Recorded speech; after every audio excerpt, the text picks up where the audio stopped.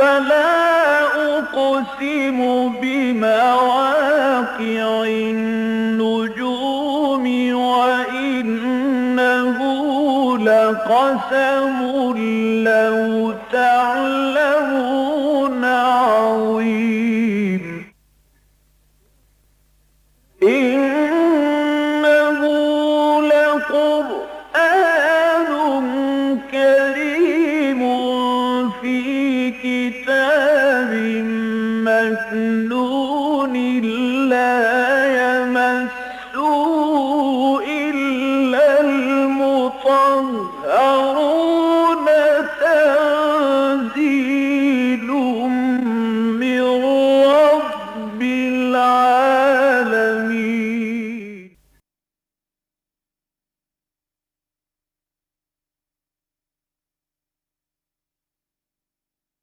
الحمد للہ وکفا والصلاة والسلام علی عبادہ الذین اصطفیٰ خصوصاً علی افضلہم وخاتم النبیین محمد الامین وعلی آلہ وصحبہ اجمعین. اما بعد فقد قال اللہ تبارک وتعالی کما ورد فی سورۃ آل عمران اعوذ باللہ من الشیطان الرجیم بسم اللہ الرحمن الرحیم. أَلَمْ تَرَ إِلَى الَّذِينَ أُوتُوا نَصِيبًا مِّنَ الْكِتَابِ يُدْعَوْنَ إِلَى كِتَابِ اللَّهِ لِيَحْكُمَ بَيْنَهُمْ ثُمَّ يَتَوَلَّى فَرِيقٌ مِّنْهُمْ وَهُمْ مُعْرِضُونَ ذَلِكَ بِأَنَّهُمْ قَالُوا لَن تَمَسَّنَا النَّارُ إِلَّا أَيَّامًا مَّعْدُودَاتٍ وَغَرَّهُمْ فِي دِينِهِم مَّا كَانُوا يَفْتَرُونَ فَكَيْفَ إِذَا جَمَعْنَاهُمْ لِيَوْمٍ لَّا رَيْبَ فِيهِ وَوُفِّيَتْ كُلُّ نَفْسٍ مَّا كَسَبَتْ وَهُمْ لَا يُظْلَمُونَ. صدق اللہ العظیم. رب اشرح لی صدری ویسر لی امری واحلل عقدۃ من لسانی یفقہوا قولی. اللہم ربنا الہمنا رشدنا واعذنا من شرور انفسنا. اللہم ارنا الحق حقا وارزقنا اتباعہ وارنا الباطل باطلا وارزقنا اجتنابہ. آمین یا رب العالمین. الم تر الی الذین اوتوا نصیبا من الکتاب. سورہ بقرہ کی طرح سورہ آل عمران میں بھی جیسا کہ ہم دیکھ چکے ہیں جہاں اہل ایمان سے خطاب ہے وہاں ساتھ ساتھ اہل کتاب سے بھی ہے.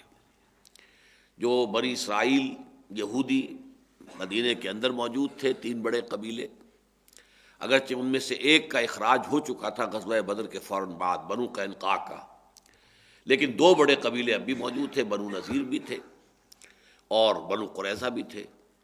تو ان کے معاملات بھی سائیڈ بائی سائیڈ یہ زیر بحث آتے ہیں ان دونوں صورتوں کے اندر.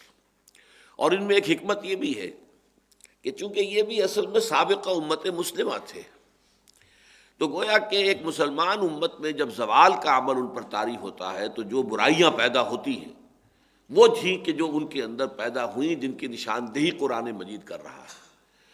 اس اعتبار سے یہ گویا کہ موجودہ امت مسلمہ یعنی امت محمد علیہ صاحب الصلاۃ والسلام کے لیے ایک مستقبل کے لیے تنبیہ بھی بن جاتی ہے کہ کہیں ایسا نہ ہو کہ تم بھی انہی راستوں پر چلو اور ایسے ہی غلط خیالات تمہارے اندر بھی پیدا ہو جائیں. اس میں سے ایک کا تذکرہ ہو رہا ہے الم تر الی الذین اوتوا نصیبا من الکتاب. کیا تم نے دیکھا نہیں ان لوگوں کی جانب جنہیں کتاب کا ایک حصہ دیا گیا تھا. یہ بات میں اس سے پہلے کئی مرتبہ عرض کر چکا ہوں کہ جہاں اہل کتاب کا کسی مدح کے مقام میں ذکر ہوتا ہے وہاں وہ ہوتا ہے معروف الذین آتیناہم الکتاب، جنہیں ہم نے کتاب دی. اور جہاں کوئی مذمت کا معاملہ ہوتا ہے، تنقید، ان کی کسی خامی کی نشاندہی، تو الذین اوتوا الکتاب وہ پھر مجہول کا صیغہ آتا ہے، وہ لوگ جنہیں کتاب دی گئی تھی. یہاں نصیبا من الکتاب کہا گیا تو یہ لفظ اس اعتبار سے بہت اہم ہے کہ 2 مفہوم ہے. ایک تو یہ ہے کہ در حقیقت یہ الکتاب ایک ہی حقیقت ہے کہ جو ابتدا سے انتہا تک اس کے مختلف ایڈیشنز ہیں جو آتے رہے ہیں، اس کا فائنل کمپلیٹ ایڈیشن قرآن مجید ہے. تو چاہے نام بدل گئے، تورات ہے، انجیل ہے، لیکن اصل میں تو وہ الکتاب وہی ہے اللہ تعالیٰ کی طرف سے، جس کا کہ حضرت آدم علیہ السلام سے بالکل ابتدا میں کہہ دیا گیا تھا فَإِمَّا يَأْتِيَنَّكُم مِّنِّي هُدًى فَمَن تَبِعَ هُدَايَ فَلَا خَوْفٌ عَلَيْهِمْ وَلَا هُمْ يَحْزَنُونَ. یہ ہدایت جیسے جیسے آتی رہی ہے وہی الکتاب ہے. البتہ اس الکتاب کے فارمر ایڈیشنز جو ہیں وہ تورات، انجیل، زبور وغیرہ صحف ابراہیم، اس کا فائنل ایڈیشن، کمپلیٹ ایڈیشن یہ قرآن مجید ہے۔ تو گویا کہ انہیں اس الکتاب میں سے کچھ حصہ ملا تھا، پوری الکتاب تو در حقیقت اس امت مسلمہ کو، امت محمد کو ملی ہے بشکل قرآن حکیم۔ ایک دوسری بات یہ بھی کہی گئی ہے بعض مفسرین کی جانب سے کہ اس میں اشارہ ہے کہ اصل میں جو کتابیں انہیں دی گئی تھیں وہ بھی بتمام و کمال محفوظ نہیں رہی تھی، تو اس کا جو بھی بچا کھچا حصہ ان کے پاس محفوظ رہ گیا تھا اس کی طرف اشارہ ہو رہا، نصیبا من الکتاب۔ انہیں پوری کتاب تو نہیں ملی، اس لیے کہ ہمیں معلوم ہے کہ 587 قبل مسیح، حضرت عیسیٰ سے بھی 600 برس قبل، یعنی حضور کی بعثت سے 1200 سال قبل تورات دنیا سے غائب ہو چکی تھی۔ نبوکدنضر نے جب حملہ کیا یروشلم پر، اور جو حضرت سلیمان کا بنایا ہوا معبد تھا ہیکل سلیمانی، اسے مسمار کیا ہے، تو اس کے بعد سے دنیا میں وہ اصل تورات کبھی نہیں رہی۔ البتہ یہ کہ کوئی 100-150 برس کے بعد پھر یادداشت سے زبانی جو بھی لوگوں کو کچھ یاد تھا اس سے جمع کر کے تو یہ تورات جو ہے پھر مرتب کی گئی ہے۔ بہرحال یہ دونوں مفہوم اس کے ہو سکتے ہیں۔ الم تر الی الذین اوتوا نصیبا من الکتاب یدعون الی کتاب اللہ، جب انہیں پکارا جاتا ہے، بلایا جاتا ہے، دعوت دی جاتی ہے اللہ کی کتاب کی طرف، لیحکم بینہم، تاکہ وہ ان کے مابین فیصلہ کرے، ثم تولی فریق منہم، ثم یتولی فریق منہم، لیکن اس کے باوجود ان میں سے ایک گروہ جو ہے اس سے روگردانی کرتا ہے، وہم معرضون، اور اس سے اعراض کی روش اختیار کرتا ہے۔ اب یہاں بھی جو یدعون الی کتاب اللہ جو ہے اس کے دو مفہوم لیے گئے ہیں۔ میرے نزدیک تو یہ مفہوم ہے کہ خود ان کی اپنی کتاب کی طرف بھی جب انہیں پکارا جاتا ہے کہ آؤ اس کتاب کے مطابق فیصلہ کر لو جو تمہارے پاس ہے، اس سے بھی روگردانی کرتے ہیں۔ اس کا ایک بہت اہم واقعہ بھی پیش آیا تھا کہ خیبر کے ایک بہت اونچے گھرانے کے افراد نے جو ہے وہ زنا کا معاملہ کیا۔ اب ان کی کتاب کے روح سے تو ان کے اوپر رجم ہونی چاہیے تھا، اس لیے کہ وہ شادی شدہ تھے دونوں، مرد بھی اور عورت بھی، لیکن یہ ہے کہ چونکہ بہت اونچے گھرانے سے تعلق تھا لہٰذا وہ اب آئیں بائیں شائیں کرنے لگے، اور بالآخر انہوں نے سوچا کہ حضور صلی اللہ علیہ وسلم کا امتحان اس میں لے لیا جائے کہ دیکھیں یہ نبی ہے بھی کہ نہیں ہے، انہیں معلوم بھی ہے کچھ کہ نہیں ہے۔ مقدمہ خیبر سے لا کر اور حضور کی عدالت میں جو ہے اس کو دائر کر دیا گیا۔ تو حضور نے پوچھا کہ تمہاری کتاب میں اس کا کیا حکم ہے، تو پھر اس میں بھی انہوں نے گول مول کیا۔ پھر آپ نے فرمایا لاؤ کتاب۔ وہ کتاب جب منگائی گئی، تورات کا جو بھی نسخہ ان کے پاس تھا، تو اس پہ بھی ایک شخص نے ہاتھ رکھ لیا اوپر رجم کی جو آیت تھی اس کے اوپر، تو حضور نے کہا ہاتھ ہٹاؤ، اور وہاں وہ آیت رجم درج تھی۔ حضور نے پھر اسی کے مطابق ان دونوں کو رجم کیا اور کہا کہ اللہ تیری کتاب کے مطابق میں نے اس کو تازہ کر دیا ہے، اس سزا کو، اس حد کو جو تو نے ان شادی شدہ زانی یا زانیہ کے لیے مقرر کی۔ تو ان کی اپنی کتاب جو ہے اس کی طرف بھی ان کو اگر بلایا جائے تو وہ اس سے اعراض کرتے ہیں۔ اور دوسرے یہ کہ اگر قرآن کی طرف بلایا جائے، الکتاب جو مکمل کتاب اب آ گئی ہے، تو ظاہر بات ہے کہ اس سے تو ان کا اعراض ہے ہی۔ یہ کس لیے ہے؟ اب اگلی آیت میں اس میں ان کی تشخیص کی جا رہی ہے کہ اتنی بڑی، یوں سمجھیے کہ ایک امت، ایک قوم یا افراد کے جو مدعی ہوں اللہ پر ایمان کے اور کتاب پر ایمان کے اور رسول پر ایمان کے، کیسے ممکن ہے کہ وہ یہ روش اختیار کریں کہ وہ اللہ کی کتاب کو اپنا حکم ماننے کے لیے تیار نہ ہو؟ کیسے ممکن ہے کہ وہ اعراض کرے اللہ کی کتاب کی شریعت سے؟ تو اس کا اب جواب دیا جا رہا ہے کہ کیوں ہو گیا، کیسے ہو گیا۔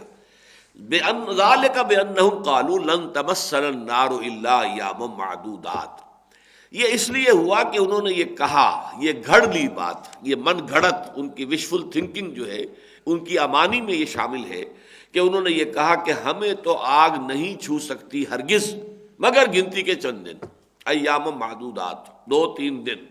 معدودات کا لفظ سورہ بقرہ میں 2 دفعہ آ چکا ہے۔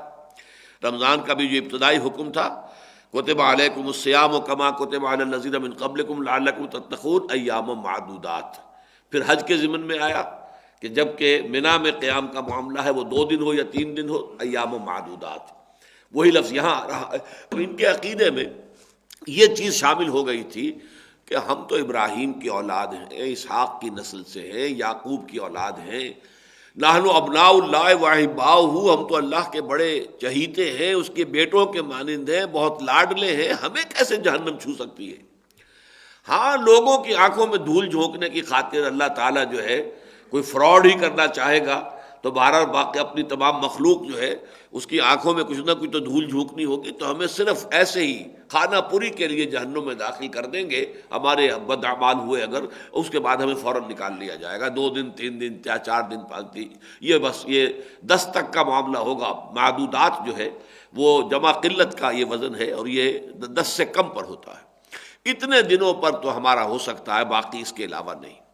اب ظاہر بات ہے کہ جب یہ عقیدہ کسی کے دل میں بیٹھ جائے تو پھر اسے حلال حرام کی تمیز کرنے کی ضرورت کیا ہے؟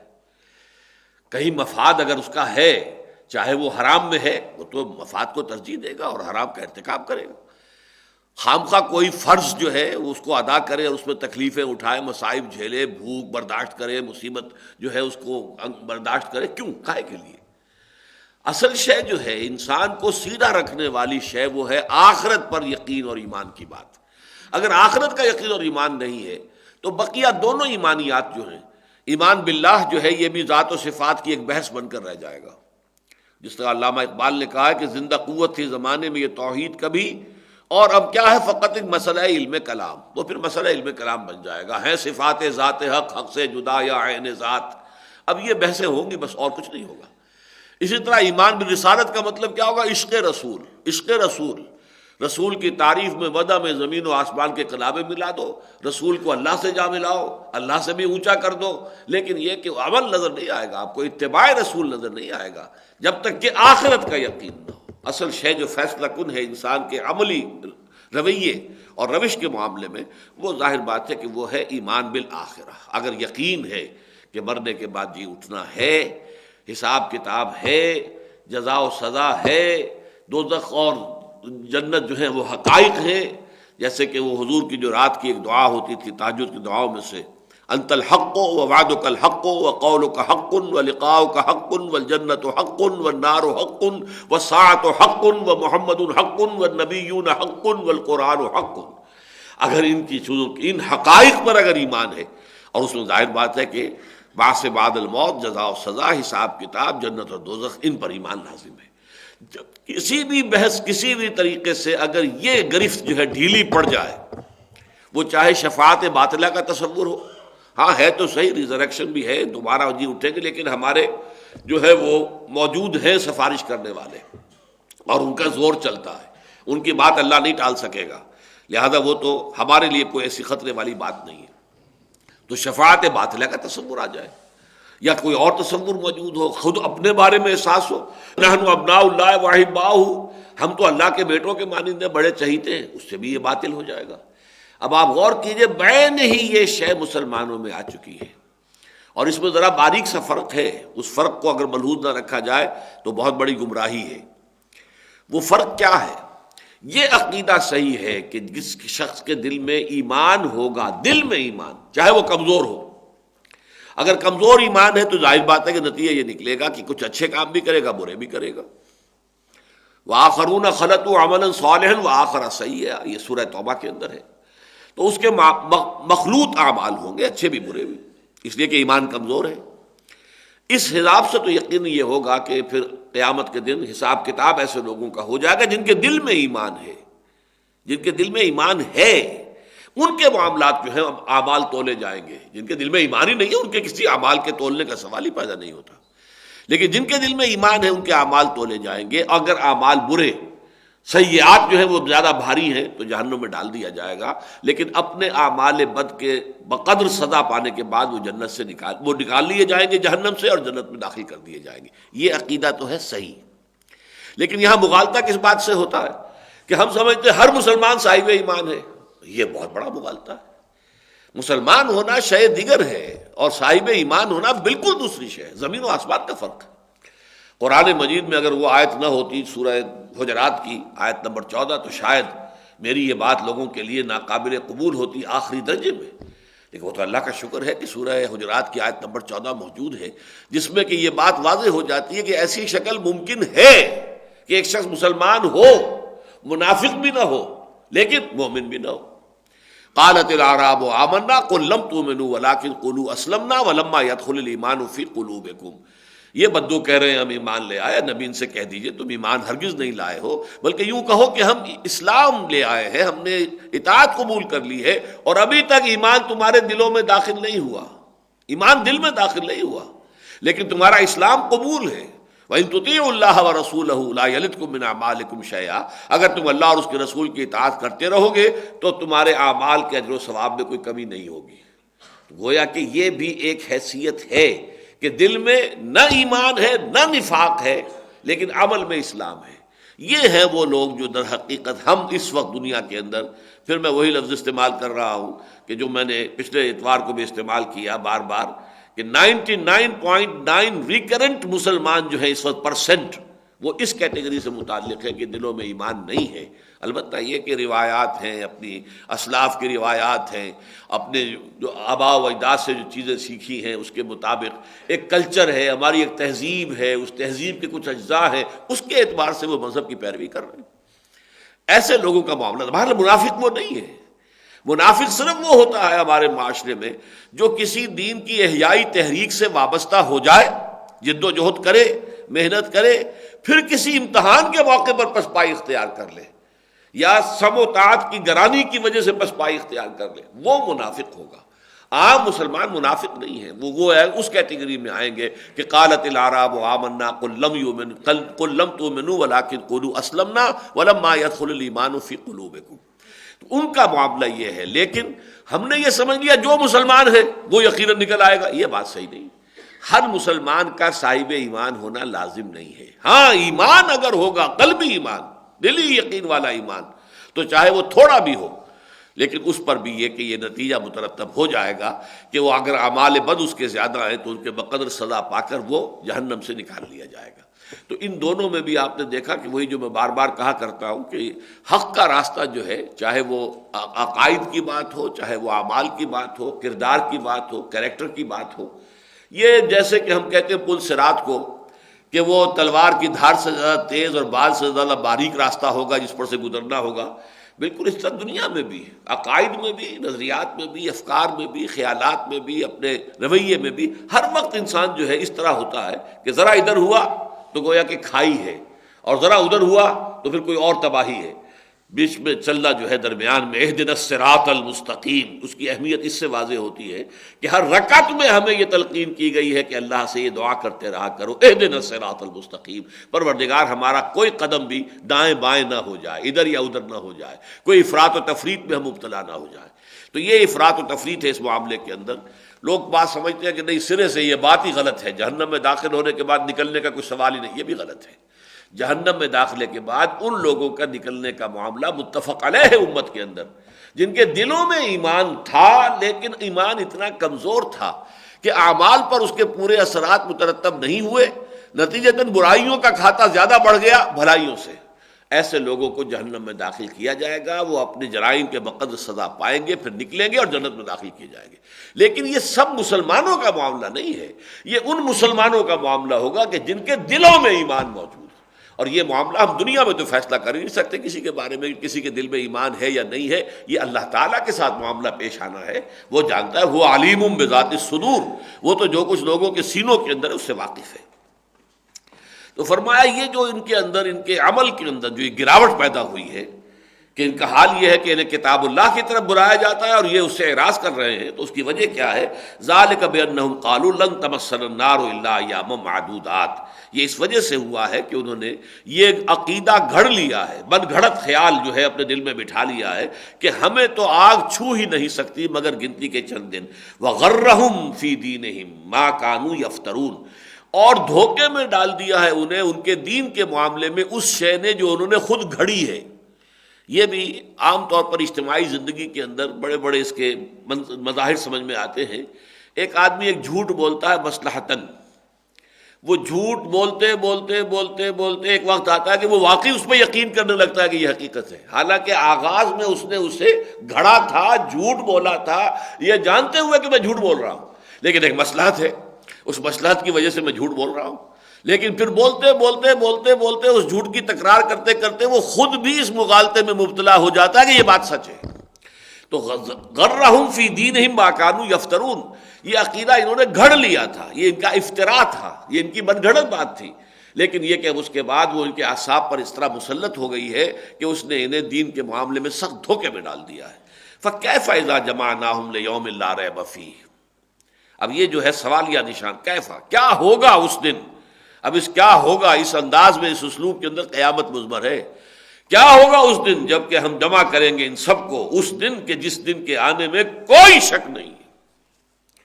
فَكَيْفَ إِذَا جَمَعْنَاهُمْ لِيَوْمٍ لَا رَيْبَ فِيهِ وَوُفِّيَتْ كُلُّ نَفْسٍ مَا كَسَبَتْ، اور ہر نفس کو، ہر جان کو پورا دے دیا جائے گا جو کچھ کہ اس نے کمایا ہوگا۔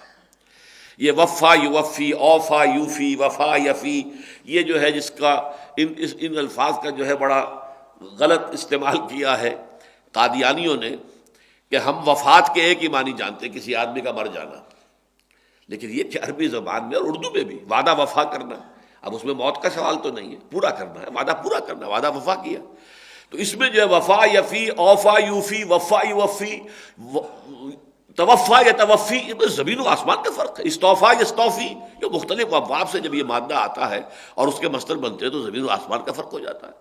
وفا یوفی، کسی کو پورا دے دینا، توفا یا توفا، پورا لے لینا، اب یہ دینا کہاں دینا کہاں لینا، وفا یوفی، اوفا یوفی کے معنی بھی وہی ہیں، پورا دینا، اور وفا یوفی میں اور تاکید ہے، بھرپور طریقے پر اس کا رتی ماشا حساب بے باک کرنا، پورا دے دینا، یہ ہے وفا یوفی۔ اور توفا یا توفا، پورا لے لینا، چھوڑنا نہیں کچھ بھی، جو بھی حق ہے وہ پورا لے لینا۔ تو یہاں ہے وَوُفِّيَتْ كُلُّ نَفْسٍ مَا كَسَبَتْ، ہر جان نے جو کچھ کمایا ہوگا پورا اس کو دے دیا جائے گا، وَهُمْ لَا يُظْلَمُونَ، اور کسی پر کوئی ظلم نہیں ہوگا۔ قُلِ اللَّهُمَّ مَالِكَ الْمُلْكِ، یہ اس سورہ مبارکہ میں یہ مقامات دعا کے جو ہیں، اور جس طرح سے تلقین آ رہی ہے شروع سے ہم دیکھ رہے ہیں، پہلے رکوع میں بھی تھی، اس کے بعد پھر آئی، اب پھر تیسری مرتبہ یہ انداز ہے، قل اللہم مالک الملک۔ اس میں جو ایک تفویض الامر الی اللہ کی کیفیت آتی ہے کہ اس کائنات میں جو کچھ ہو رہا ہے وہ اللہ کے اذن سے، اس کے حکم سے، اس کی مشیت سے، اس کی ایک تدبیر ہے۔ اس میں جو تھوڑا سا انسان کو اپنی کم فہمی کی وجہ سے مغالطہ ہو جاتا ہے، وہ بھی دیکھیے وہ جو تلوار کی دھار سے تیز اور بال سے زیادہ باریک، ایک طرف یہ بات ہے کہ پتہ تک نہیں ہل سکتا جب تک کہ اذن رب نہ ہو، ہم کچھ کر ہی نہیں سکتے جب تک کہ اللہ نہ چاہے۔ دوسری طرف یہ کہ ہم مختار ہیں، ہمیں اختیار ہے، ہمیں چوائس دیا گیا ہے، اسی لیے ہم اللہ کے ہاں مکلف ہیں، جواب دہ ہیں، مسئول ہیں، اکاؤنٹیبل ہیں۔ اب یہ دونوں انتہا ہیں، جبر اور قدر۔ اگر اللہ ہر شے پر غالب ہے، محیط ہے، کوئی شے اس کی مرضی کے بغیر، اس کے اذن کے بغیر حرکت تک نہیں کر سکتی، تو گویا کہ ایک طرح کا جبر کی کیفیت سامنے آ جاتی ہے۔ اور یہ کہ ہم مختار ہیں، اما شاکرم و اما کفورا، چاہے تو شکر گزار بنے، چاہے ناشکرے بن جائے۔ فمن شاء فلیؤمن ومن شاء فلیکفر، جو چاہے وہ ایمان لے آئے، جو چاہے کفر کرے، اب ہمارا اختیار ہے۔ تو جبر و قدر کی پوری بحث، اس میں بھی یہ ہے کہ در حقیقت اللہ کی وہ عظمت اتنی ہے، وہ اپنی تدبیر امر کر رہا ہے، لیکن اس کے نیچے تمہارا جو ہے معاملہ، آٹونومی تمہاری بھی موجود ہے۔ تم جو کچھ کرتے ہو اپنی مرضی سے کرتے ہو، اپنے اختیار کو استعمال کرتے ہوئے کرتے ہو، لیکن اللہ اس کو اپنی جو بڑی سکیم ہے اس کے اندر ایسا فٹ کرتا ہے کہ معلوم ہوتا ہے کہ گویا کہ یہ اس کے حکم سے ہوا ہے، یہ اس کی مشیت کے تحت ہوا ہے، اور اس سے اللہ تعالیٰ کی کوئی بہت بڑی حکمت پوری ہو گئی ہے۔ اگرچہ وہ کام آپ نے کیا ہے، آپ کا اپنا ارادہ تھا، چوائس آپ کا تھا، جس کے لیے آپ اللہ تعالیٰ کے ہاں جواب دہ ہیں، چاہے آپ کو بدلہ ملے گا اور چاہے آپ کو سزا ملے گی، اس لیے کہ اس کے لیے ارادہ آپ کا تھا، لیکن یہ کہ اللہ تعالیٰ اسے فٹ کر لیتا ہے اپنی وہ جو بالا تر ایک سکیم ہے، یدبر الامر من السماء الى الارض، وہ جو تدبیر امر ہو رہی ہے آسمان سے زمین کی طرف، اس پوری کائناتی کاسمولوجیکل جو یہ کنگڈم ہے اللہ کی، دائی کنگڈم کم، اس میں جو بھی ہو رہا ہے تو وہ ساری چیزیں تدبیر خداوندی میں، واللہ غالب علی امرہ ولکن اکثر الناس لا یعلمون۔ اب ظاہر بات ہے کہ حضرت یوسف کے بھائیوں نے تو انہیں جو ہے وہ اندھے کنویں میں جھونک دیا تھا، اور سمجھتے تھے کہ مر جائے گا یا کوئی لے جائے گا اٹھا کر تو کہیں بس ہماری سر سے یہ مصیبت ٹل جائے گی.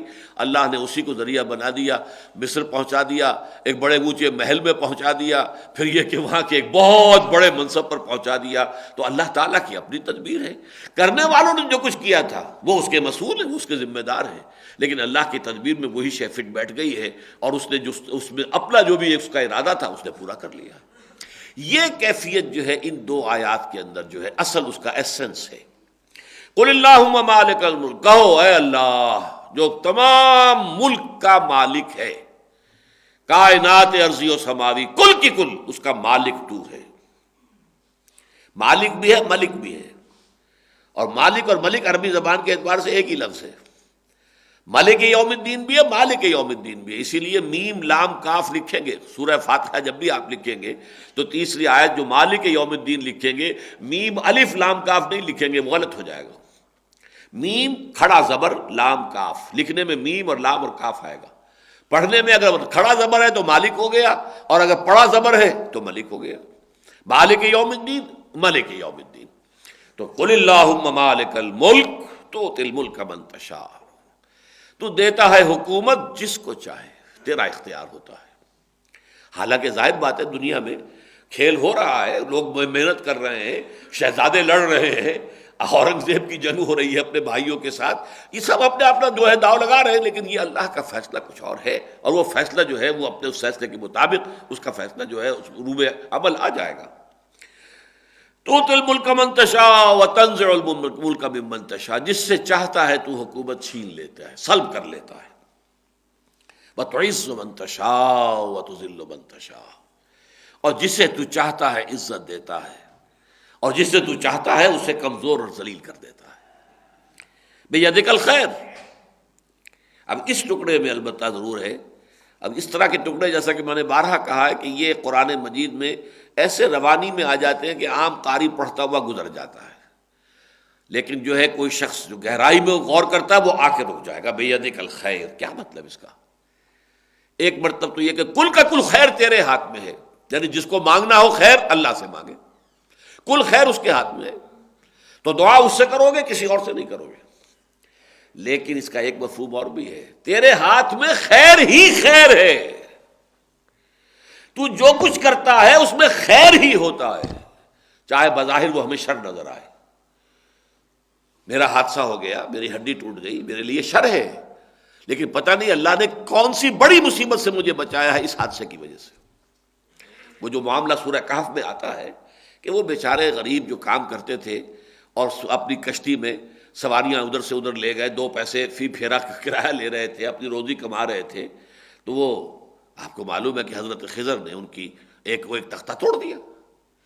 اب وہ رو رہے ہوں گے، ہمارا تو واحد ذریعہ یہ ہے، اور اس کے اندر بھی دیکھو یہ ٹوٹ گئی بیچاری، اب کتنے دن ہمیں لگ جائیں گے، مرمت کرانی پڑے گی.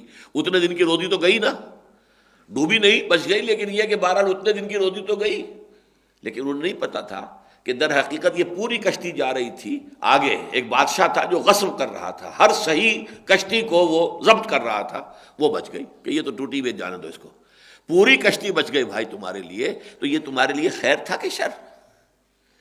بچہ مر گیا، اب رو رہے ہوں گے والدین، فرض کیجیے اکلوتا ہی بچہ تھا، لیکن انہیں کیا پتا کہ یہ بچہ اگر جوان ہوتا، اس کے جینز جو ہے اس میں بڑی شرارت تھی، سرکشی تھی، یہ بڑا ہوتا تو تمہارے لیے سہان روح بن جاتا.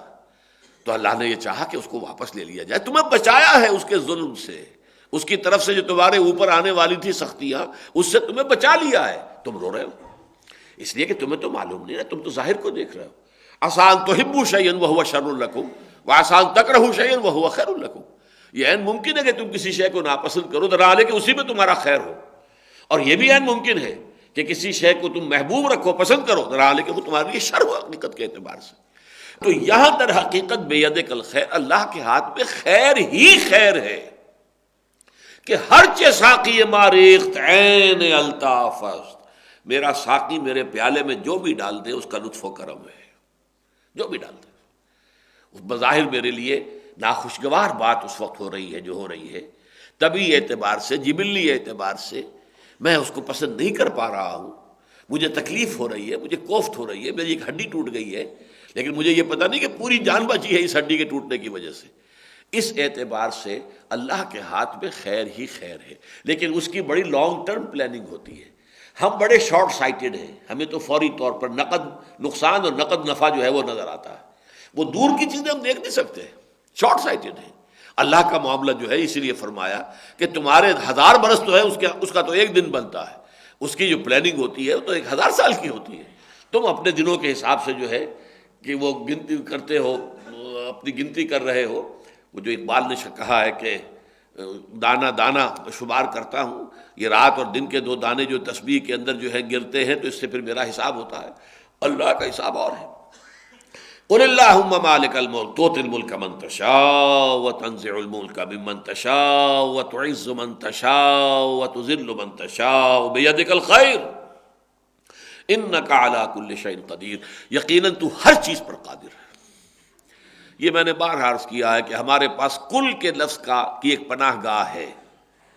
اللہ قادر ہے، کتنا قادر ہے کیا میں اندازہ کر سکتا ہوں؟ میرا تصور کیا ہوگا قدرت کا، کتنی طاقت کا میں تصور کر سکتا ہوں؟ بہت محدود میرا تصور۔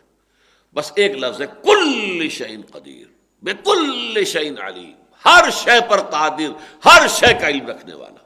یہ لفظ ہے کہ جو پناہ گاہ ہے صفات باری تعالیٰ کے ضمن میں ہماری۔ تولج اللیل فی النہار وتولج النہار فی اللیل، تو پرو دیتا ہے رات کو دن میں اور پرو دیتا ہے دن کو رات میں۔ اب اس میں 2 طریقے سے مفہوم اس کا ہو سکتا ہے۔ ایک تو یہ کہ کبھی ہم دیکھتے ہیں کہ دن جو ہے وہ بڑھ رہا ہے، رات گھٹ رہی ہے، گویا کہ دن رات میں داخل ہو رہا ہے۔ کبھی رات بڑھ رہی ہے، دن گھٹ رہا ہے، گویا کہ رات دن میں داخل ہو رہی ہے۔ ایک مفہوم یہ بھی ہو سکتا ہے۔ یہ بھی ہو سکتا ہے کہ یہ ایک دوسرے میں داخل ہو رہے ہوں، ایک دوسرے میں مرج ہوتے ہوں۔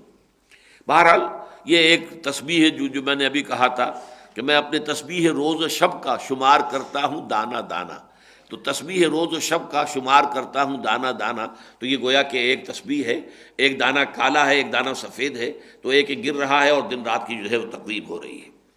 تولج اللیل فی النہار وتولج النہار فی اللیل وتخرج الحی من المیت وتخرج المیت من الحی، تو نکالتا ہے زندہ کو مردہ میں سے اور تو نکالتا ہے مردہ کو زندہ میں سے۔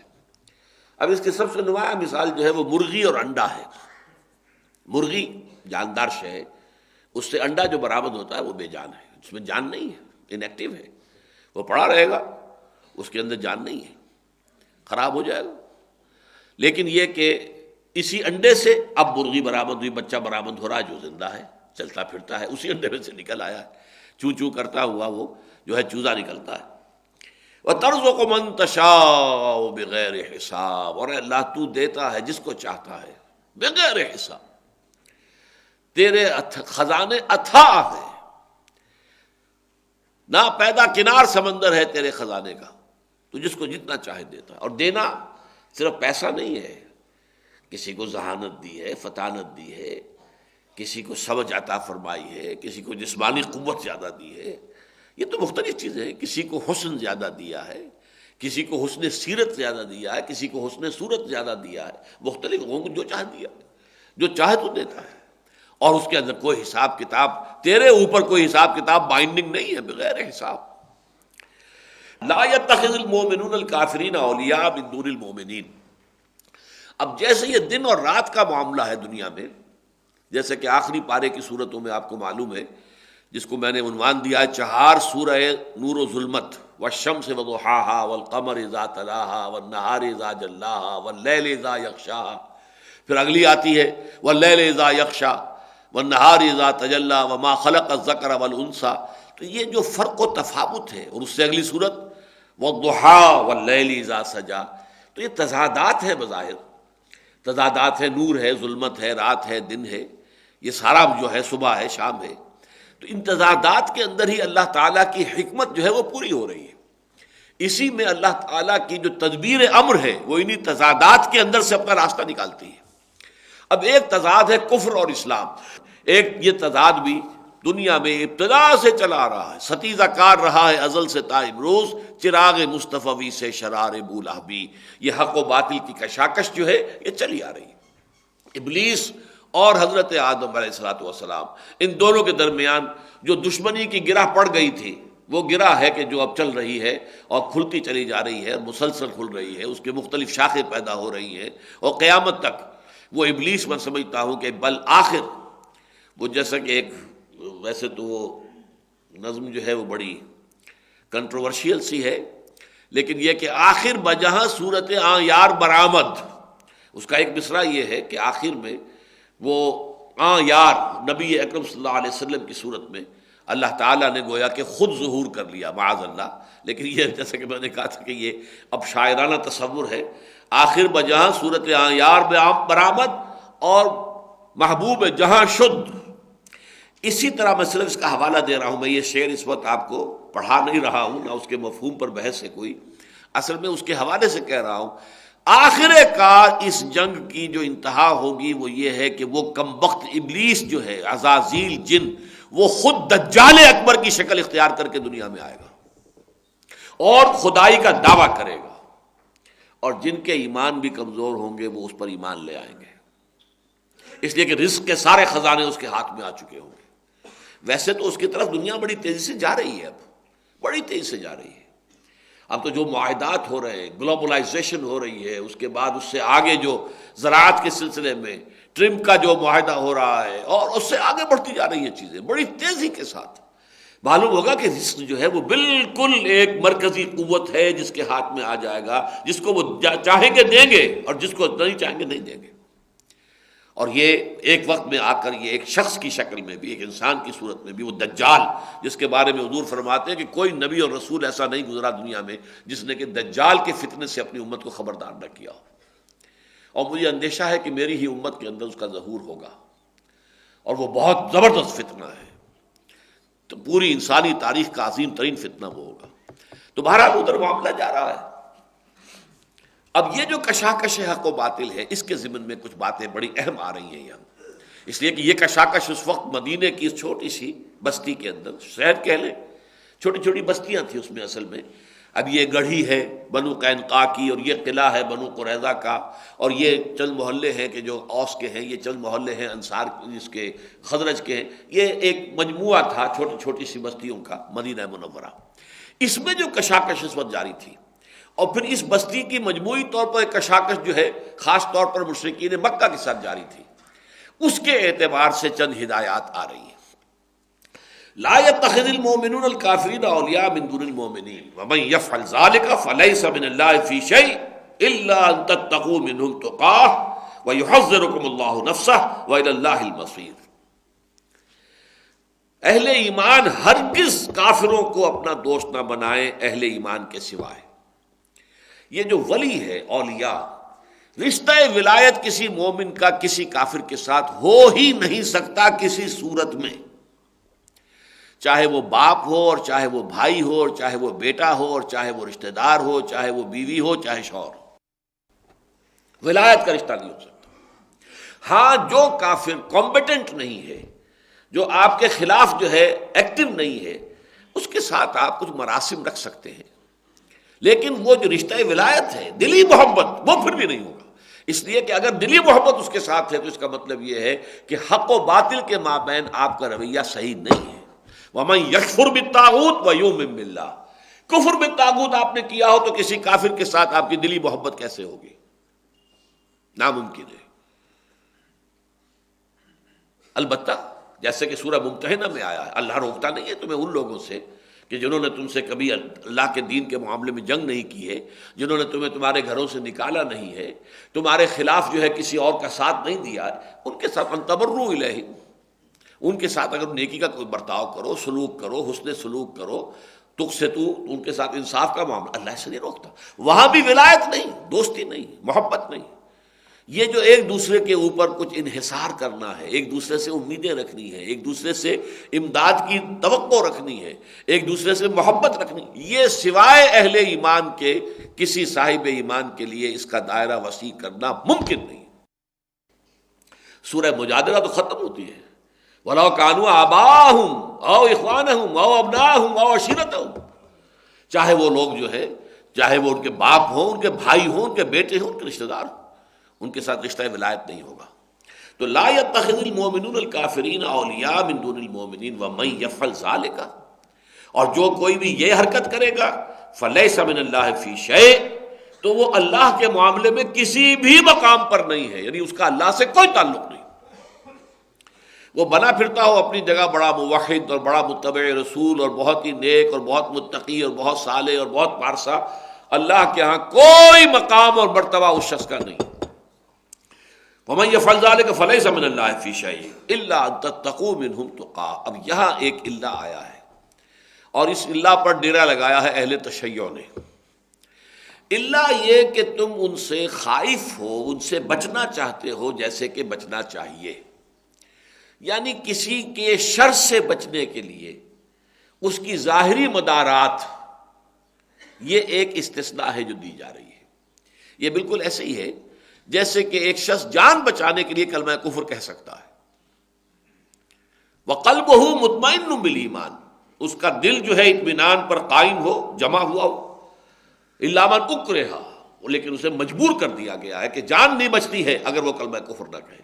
اور یہ واقعہ بالکل یوں سمجھیے صدر اسلام میں ہو گیا تھا، بالکل آغاز میں، جب یہ خاندان جو تھا 3 افراد پر مشتمل، حضرت یاسر اور ان کی اہلیہ حضرت سمیہ اور بیٹا عمار، ان تینوں کو جو ہے شدید ترین ٹارچر دے رہا تھا ابو جہل۔ آخر تھک گیا، ٹارچر دے دے کر خود تھک گیا۔ آخر میں اس نے کہا اچھا بھائی ایک دفعہ کہہ دو کہ میرے اس بت جو ہے اس میں بھی کچھ ہے، یہ بھی کچھ ہے، اس کی بھی کوئی حقیقت ہے، ایک دفعہ کہہ دو کہ میں چھوڑ دوں گا۔ حضرت سمیہ نے انکار کر دیا، تھوک دیا، برچھا مارا ہے ان کی شرمگاہ میں، شہید کر دیا۔ حضرت یاسر نے انکار کر دیا، 4 سانڈ اونٹ منگوا کر، اور ان کے ساتھ رسے بندھے ہوئے تھے، ایک کے ساتھ ان کا ایک بازو باندھا، دوسرے کے ساتھ دوسرا بازو، تیسرے کے ساتھ ایک ٹانگ، چوتھے کے ساتھ دوسری ٹانگ، دوڑایا ہے تو جسم کے پرخچے اڑ گئے۔ لیکن جو نوجوان تھا عمار، اس سے برداشت نہیں ہو سکا، اس نے کلمہ کفر کہہ کے جان بچا لی۔ لیکن یہ کہ پھر اس قدر شدید اس کے اوپر طاری ہوئی ایک کیفیت کہ یہ میں کیا غلط کام کر بیٹھا ہوں، پچھتاوا طاری ہوا۔ انہوں نے اپنے آپ کو ایک ستون سے باندھ لیا کہ اب حضور ہی اگر آ کر یہاں سے مجھے کھولیں گے تو میں کھولوں گا، ورنہ میں اسی طرح جان دے دوں گا۔ تو حضور صلی اللہ علیہ وسلم آئے اور آپ نے کھولا، کہا ٹھیک ہے یہ بھی جائز ہے، جان بچانے کے لیے کلمہ کفر کر دینا جائز ہے۔ اب یہ واقعہ تو ہے مکی دور کے بھی آغاز کا، سمجھیے کہ 4واں 5واں سال ہوگا حضور پر وحی کی آمد کو۔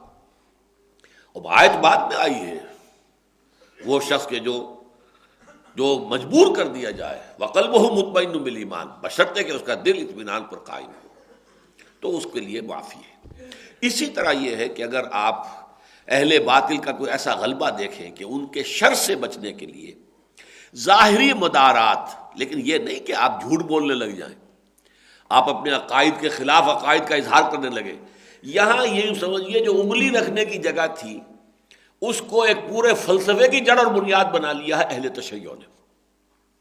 اب ان کا کہنا یہ ہے کہ حضرت علی رضی اللہ تعالی عنہ نے گویا کہ یوں سمجھیے کہ 24 برس تک تو تقیہ کیے رکھا، چھپائے رکھا اپنے دل کے اندر، حالانکہ انہیں نفرت تھی ابو بکر سے، عمر سے، عثمان سے، تعاون کرتے رہے، معاذ اللہ ثم معاذ اللہ۔ یہ حضرت علی کی تعریف نہیں ہے، مدح نہیں ہے، تو بڑی توہین ہے ان کی۔ اسد اللہ و رسولہ، اسد اللہ الغالب علی ابن ابی طالب رضی اللہ تعالی عنہ، یہ اس کا کیسے ہم تسلیم کر لیں؟ تو یہ تقیہ کو فلسفہ بنا لینا ہوتا ہے۔ قرآن مجید نے ایسی جگہ بھی رکھی ہے، اور یہ اس کا ایک یوں سمجھیے کہ مستقل اسلوب ہے کہ ایسے مواقع بھی ہیں کہ جہاں غلط لوگوں کو بھی کچھ غذا مل سکتی ہو، کہ اگر ان کے اندر دلوں میں کجی ہے تو اس کی وجہ سے وہ اس کجی کو جو ہے اور اس کو تقویت حاصل ہو جائے۔ اسی لیے سورہ بقرہ کے 3 رکوع میں کہہ دیا گیا تھا یضل بہ کثیرا ویہدی بہ کثیرا، اللہ تعالیٰ اسی قرآن کے ذریعے سے بہتوں کو گمراہ کرتا ہے اور اسی کے ذریعے سے بہتوں کو ہدایت دیتا۔ تو ایسی چیزیں اللہ نے رکھی ہوئی ہیں کہ جس سے گویا کہ وہ جس کو ہم کہتے ہیں آئونائز ہو جائے پورا، یہ آئن پازیٹیو ادھر چلے جائے، نیگیٹو ادھر چلے جائے۔ یہ پولرائزیشن جو ہے اس کا ہونا، اس کے لیے ظاہر بات ہے کہ 2 پولز ہونے ضروری ہیں، نیگیٹو اینڈ پازیٹیو پولز ہوں گے تو ان کی طرف جو ہے وہ پازیٹیو اور نیگیٹو آئنس جائیں گے۔ اس حوالے سے یہ آیت جو ہے اس کا بہت غلط استعمال ہے کہ جو کیا گیا ہے۔ البتہ یہ ضرور ہے کہ ظاہری مدارات کی حد تک کسی شخص کے ساتھ اچھا برتاؤ کر لینا اس کے شر سے اپنے آپ کو محفوظ رکھنے کے لیے کسی وقتی اور عارضی سی کیفیت کے اندر اس کا جواز ہے، جیسے کہ اس سے کہیں آگے بڑھ کر زبان سے کلمہ کفر ادا کر کے بھی اگر جان بچانے کے لیے وہ مجبوری ہو گئی ہو تو وہ جائز ہے۔ وَيُحَذِّرُكُمُ اللَّهُ نَفْسَهُ، اور اللہ تمہیں ڈراتا ہے، خبردار کرتا ہے اپنی ذات سے۔ یہ آیت اس اعتبار سے بہت عجیب ہے کہ اس میں اللہ کے لیے بھی لفظ نفس آیا ہے۔ قرآن مجید میں اس لفظ نفس کا اطلاق جو ہے اتنے مختلف معنی میں ہوا ہے کہ جو لوگ ان سب کا احاطہ نہیں رکھتے اپنے ذہن میں اور ہر جگہ اس کا جو پراپر سینس ہے اس کو سامنے نہیں رکھتے تو بڑے مغالطے ہو جاتے ہیں۔ ایک تو نفس امارہ ہے، ان النفس لامارۃ بالسوء، محدود ترین معنی میں یہ نفس کا لفظ استعمال ہوتا ہے حیوانی تقاضے، حیوانی داعیات، انسٹنکٹس، یہ جو اینیمل انسٹنکٹس ہیں ہمارے اندر، اس کے اعتبار سے ان النفس لامارۃ بالسوء، یقیناً یہ نفس جو ہے یہ برائی ہی کا حکم دیتا ہے۔ کہیں یہ پورے وجود کے لیے نفس، پوری ذات کے لیے، پوری شخصیت کے لیے، اس معنی میں اب یہ اللہ کے لیے لفظ آ رہا ہے۔ وَيُحَذِّرُكُمُ اللَّهُ نَفْسَهُ، اس لیے کہ ایک بہت اہم موقع پر اس آیت کے حوالے سے پھر شکست دی تھی ایک عالم حقانی نے ایک سرکاری مولوی کو، جس زمانے میں کہ یہ بنو عباس کے دور میں خلق قرآن کا فتنہ کھڑا ہوا، قرآن بھی مخلوق ہے اور جو ہے خلیفہ وقت جو ہے وہ بھی اس کا قائل ہو گیا، اب وہ جبر اس کو نافذ کر رہا تھا۔ اس پر جب ایک مباحثہ ہوا ایک دربار کے اندر، دربار میں خلیفہ کے دربار میں، تو وہاں ایک شخص نے کہا کہ بتاؤ قرآن شے ہے یا نہیں؟ ہاں شے تو ہے، تو قرآن تو کہتا ہے اللہ خالق کل شے، اللہ ہر شے کا خالق ہے، تو پھر قرآن بھی مخلوق ہو گیا۔ اب دیکھیے یہ منطقی اعتبار سے چپ کرا دینے والی بات تھی، لیکن اسی وقت اللہ نے سجھا دیا۔ ان کا اچھا اگر یہ بات ہے تو بتاؤ اللہ کا نفس ہے کہ نہیں؟ یحذرکم اللہ نفسہ، جی ہاں ہے، مان لیا۔ کل نفس ذائقۃ الموت، ہر نفس کو موت کا مزہ چکھنا ہے، اس کا مطلب اللہ کو موت آ جائے گی؟ چپ ہو گئے۔ یعنی ہماری زبان کی ایسی محدودیتیں ہیں، الفاظ کا استعمال ہوتا ہے مختلف مفاہیم کے اندر، اگر لفظی بحث میں آپ پڑ جائیں تو اللہ تعالیٰ کے لیے نفس ہے تو کل نفس ذائقۃ الموت بھی ہے، پھر تو گویا کہ موت کا مزہ اللہ کو بھی چکھنا ہوگا، معاذ اللہ ثم معاذ اللہ۔ لیکن یہاں نفس سے مراد پوری ہستی ہے، اپنی ذات۔ وَيُحَذِّرُكُمُ اللَّهُ نَفْسَهُ، اس مقام پر یہ لفظ 2 مرتبہ آ رہا ہے، وَإِلَى اللَّهِ الْمَصِيرُ، اور یقیناً اللہ ہی کی طرف لوٹ جانا ہے۔ قُلْ إِن تُخْفُوا مَا فِي صُدُورِكُمْ أَوْ تُبْدُوهُ يَعْلَمُهُ اللَّهُ، اے نبی ان سے کہہ دیجئے اگر تم چھپاؤ گے جو کچھ کہ تمہارے سینوں میں ہے، اور تبدوہ، یا تم اسے ظاہر کرو گے، یعلمہ اللہ، اللہ تعالیٰ تو اس سے واقف ہے ہر صورت، وَيَعْلَمُ مَا فِي السَّمَاوَاتِ وَمَا فِي الْأَرْضِ، اور اللہ تو جانتا ہے ان تمام چیزوں کو جو آسمانوں میں ہے اور جو زمین میں ہے۔ وَاللَّهُ عَلَىٰ كُلِّ شَيْءٍ قَدِيرٌ، پھر وہی لفظ کل ہے، اللہ ہر شے پر قادر ہے۔ اب یہاں بھی اگرچہ یہ مضمون سورہ بقرہ کے آخر میں بھی آیا تھا، للہ ما فی السماوات وما فی الارض وَإِن تُبْدُوا مَا فِي أَنفُسِكُمْ أَوْ تُخْفُوهُ يُحَاسِبْكُم بِهِ اللَّهُ، جو کچھ تمہارے سینوں میں ہوتا ہے چاہے تم چھپاؤ اور چاہے تم ظاہر کرو، اللہ اس کا محاسبہ کر کے رہے گا۔ اور اس پر میں نے آپ کو بتایا تھا کہ صحابہ کرام بہت سخت پریشان ہو گئے تھے، بہت سخت پریشان ہو گئے تھے، اس لیے کہ انسانوں کے اندر دلوں میں اور سینوں میں تو وسوسے آتے رہتے ہیں، ان کے اوپر ان کو اختیار نہیں ہے۔ صحابہ آ کر کہتے تھے حضور ایسی ایسی باتیں ہمارے دل میں آتی ہیں کہ ان کو زبان پر لانے سے زیادہ ہم اس کو بہتر سمجھتے ہیں کہ ہمیں زندہ آگ میں جلا دیا جائے۔ حضور نے فرمایا اچھا تم واقعی ایسی کیفیت محسوس کرتے ہو؟ کہ جی۔ فرمایا یہی تو عین ایمان ہے، یعنی ایمان کے منافی بات کو تمہارے دل میں شیطان نے ڈال دی ہے، لیکن تمہارا ایمان اتنا ریزنٹ کر رہا ہے اس پر، اس قدر اسے رد کر رہا ہے، اس قدر اس کے اوپر پرٹربڈ ہے کہ وہ اپنے آپ کو ہلاک کرنے کے لیے جو ہے انسان تیار ہو رہا ہے کہ بجائے اس کے کہ اس بات کو زبان پر لائے۔ تو میں نے وہاں آپ کو سنایا تھا، امام راضی رحمۃ اللہ علیہ نے یہ روایت کیا ہے ابن عباس رضی اللہ تعالی عنہما، قال لما نزلت هذه الآیہ، جب یہ آیت نازل ہوئی، وَإِن تُبْدُوا مَا فِي أَنفُسِكُمْ أَوْ تُخْفُوهُ يُحَاسِبْكُم بِهِ اللَّهُ، جاء ابو بکر و عمر و عبد الرحمن ابن عوف و معاذ و ناس من النبی الی النبی صلی اللہ علیہ وسلم. تو عام نہیں بلکہ ابو بکر اور عمر، عبد الرحمن ابن عوف اور معاذ ابن جبل اور بہت سے لوگ آئے حضور کے پاس صلی اللہ علیہ وسلم. فقالوا، انہوں نے کہا یا رسول اللہ کلفنا، ہم تو اب اس کو من العمل ہے، اس چیز پر عمل کرنے کا بھی ہمارے اوپر جو ہے ایک ذمہ داری ڈال دی گئی ہے، ما لا نطیق، اس لیے کہ جس کی کہ ہمارے اندر طاقت ہی نہیں ہے. ان احدا لا يحدث نفسه بما لا يحب ان يثبت في قلبه. بہت سے لوگ ایسے ہیں کہ جن کے دلوں میں ایسی ایسی باتیں آ جاتی ہیں کہ جن کو وہ چاہتے ہی نہیں کہ ان کے دلوں میں رہیں. فقال النبی صلی اللہ علیہ وسلم فلعلکم تقولون کما قال بنو اسرائیل سمعنا وعصینا.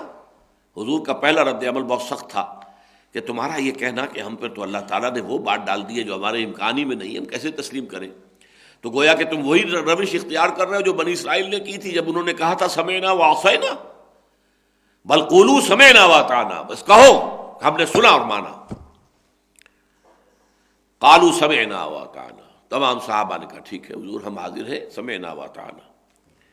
وقال النبی صلی اللہ علیہ وسلم واشتد ذلك علیہم فمکثوا فی ذلک.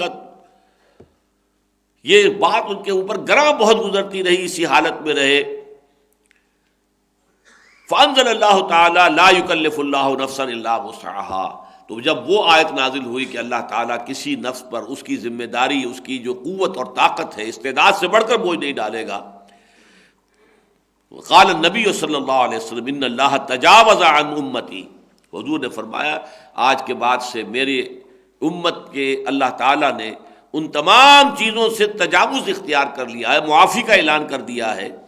ما کل ما حدثوا به انفسهم، کہ جو بھی ان کے دلوں کے اندر باتیں آئیں، ما لم یعملوا به او یتکلموا به، جب تک کہ وہ اس پر عمل نہ کرے یا اس کو ظاہر نہ کرے. اگر زبان پر لائیں گے تو پکڑ ہو جائے گی، عمل کریں گے تو پکڑ ہو جائے گی، لیکن دل میں آنے والے خیالات کے اوپر پکڑ نہیں ہے. وہی بات یہاں آئی ہے قل ان تخفوا ما فی صدورکم او تبدوہ. اے نبی کہہ دیجئے کہ چاہے تم جو کچھ تمہارے سینوں میں ہے اسے چھپاؤ اور چاہے تم اسے ظاہر کرو. یعلم اللہ، اللہ تعالیٰ کے علم میں تو وہ بہرحال ہے. وَيَعْلَمُ مَا فِي السَّمَاوَاتِ وَمَا فِي الْأَرْضِ، اور وہ جانتا ہے جو کچھ کے آسمانوں میں ہے اور جو کچھ کے زمین میں ہے. وَاللَّهُ عَلَىٰ كُلِّ شَيْءٍ قَدِيرٌ، اللہ ہر چیز پر قادر ہے. یوم تجد کل نفس ما عملت من خیر محضرا، جس دن کے ہر جان، اب یہ نفس آ گیا، یوم تجد کل نفس، ہر جان وہ پائے گی ما عملت من خیر محضرا وما عملت من سوء، ہر وہ شے جو اس نے اچھائی کی ہوگی اس کے سامنے موجود پائے گی، اور ہر وہ شے جو اس نے برائی کی کمائی ہوگی اپنے سامنے موجود پائے گی. فمن یعمل مثقال ذرۃ خیرا یرہ ومن یعمل مثقال ذرۃ شرا یرہ. یوم تجد کل نفس ما عملت من خیر محضرا وما عملت من سوء، حاضر پائے گی اپنے سامنے ہر جان جو بھی خیر اس نے کمایا تھا اور جو بھی شر.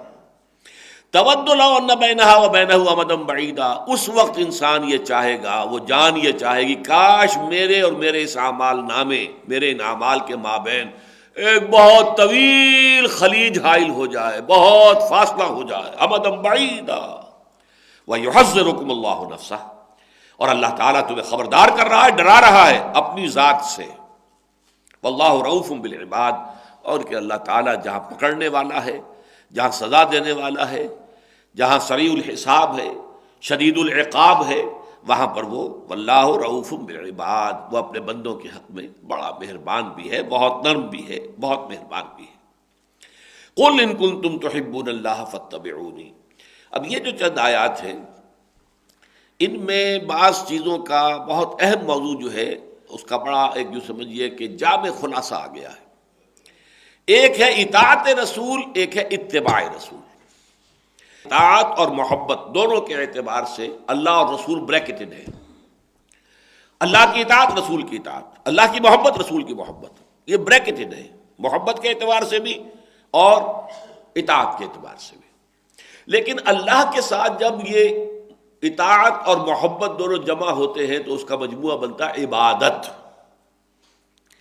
رسول کے لیے جب اطاعت اور محبت جمع ہوں گے تو اس کا مجموعہ بنے گا اتباع، پیروی کرنا.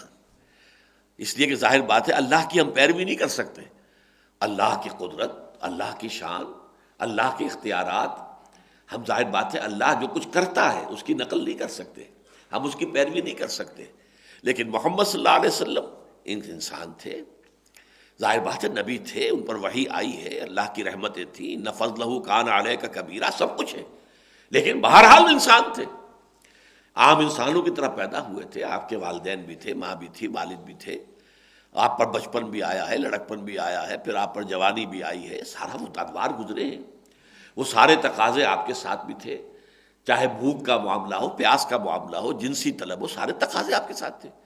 اس اعتبار سے اتباع ہم کر سکتے ہیں محمد الرسول اللہ کا، اتباع اللہ کا نہیں ہو سکتا۔ اللہ کی تو عبادت، اس کی حمد، اس کی ثنا، اس کا شکر، اطاعت، اور اس کے ساتھ اس کے لیے یہ رشتہ ہوگا ہمارا محبت کا۔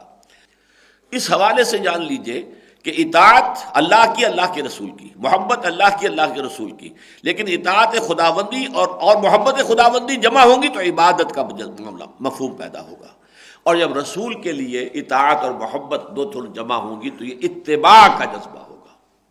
اس اتباع کا مقام کیا ہے وہ اس آیت سے سمجھیے۔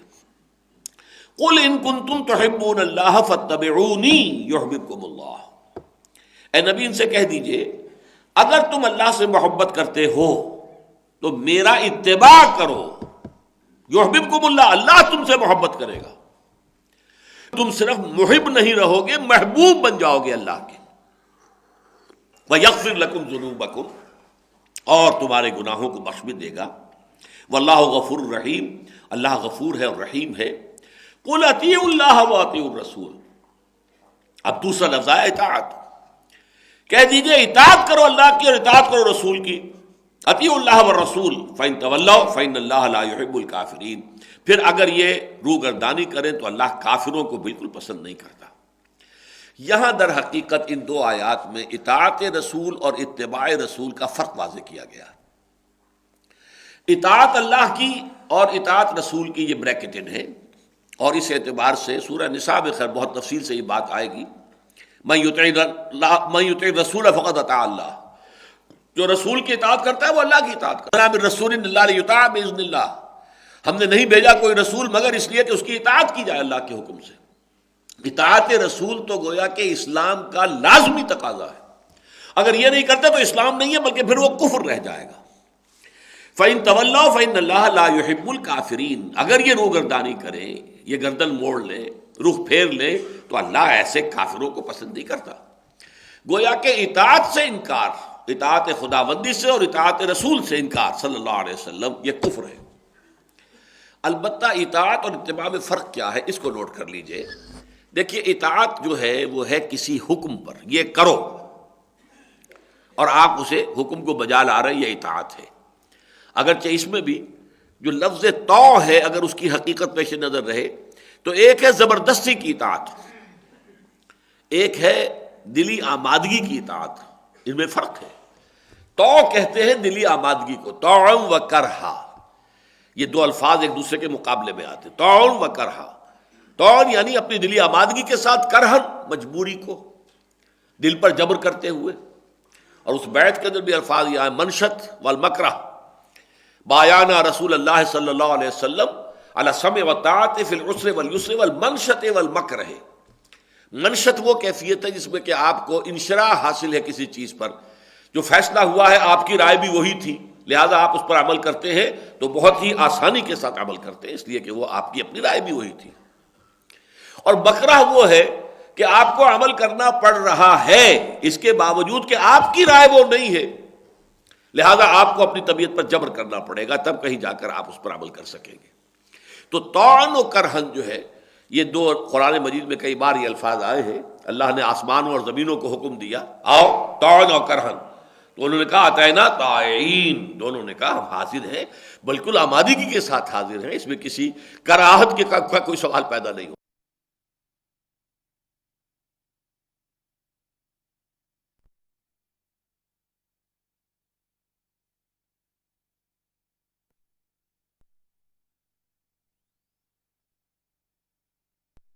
اطاعت بھی کہتے ہیں اپنی آمادگی قلب کے ساتھ کسی کی بات کو مان لینا، لیکن ظاہر بات ہے کہ اس کا دائرہ ہوگا حکم کے ساتھ، یہ کرو یہ نہ کرو۔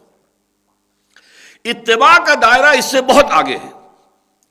اتباع یہ ہے کہ جو کچھ رسول کرتے ہیں وہ کرو، چاہے وہ کہتے نہیں تمہیں۔